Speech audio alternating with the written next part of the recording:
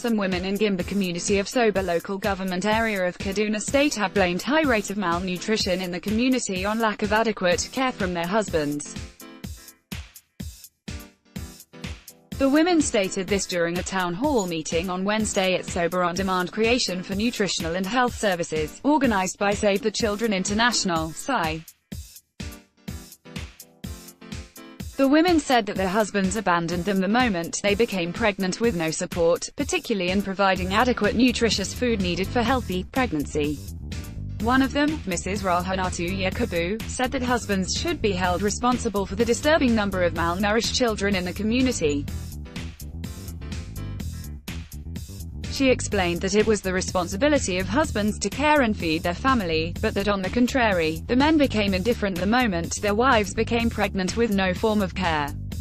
According to her, attention should be focused on husbands to live up to their responsibilities by caring for their wives and provide the food needed for healthy pregnancy and development of a baby. Malnutrition in our community begins right from the womb because our women do not get to eat well due to lack of care from the men. When it is time to deliver, we give birth to a malnourished child and the hospital become our second home in search of treatment, Yakubu said.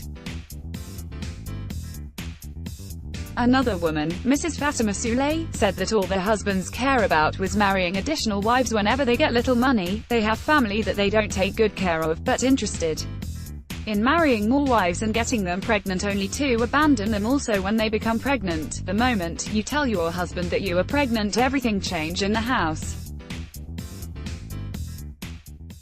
He becomes unnecessarily angry all the time to prevent you from asking for money for food, Sule said.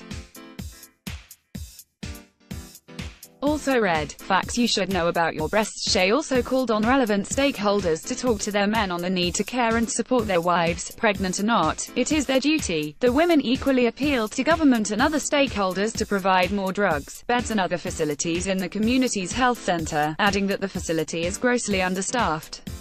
Malam Musa Isa, the nutrition focal person in the area, confirmed the high incidence of malnutrition in the local government. According to him, the number of malnourished children in the records of most health centers in the area doubled and in some cases tripled every week. One of the community members, Malam Muhammad Hassan, acknowledged that some of the men do not take proper care of their pregnant wives. Hassan said that due to poverty, not all men can afford to provide their wives fish, eggs or meat during pregnancy, but could however provide vegetables.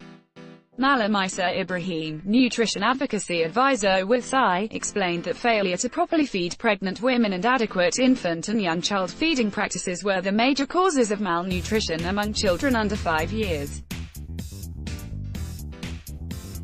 Ibrahim advised women to embrace exclusive breastfeeding and provide adequate complementary feeding after the first 6 months. He also called on husbands to support their wives by providing the necessary nutritious food to their pregnant wives for healthy pregnancy, delivery and uninterrupted development of a child. He explained that the meeting was organized to discuss and share experiences on issues around nutrition and other health-related matters affecting children and women. According to him, the goal is to enlighten caregivers on the need to demand for nutritional and other health services at health centers to ensure uninterrupted development of children. The chairman of the council, Malam Muhammad Aliyu, represented by his vice, Malam Abdullahi Muhammad, thanked the NGO for the support and promised to look into the concerns raised by the women, particularly in respect to quality services at the health center.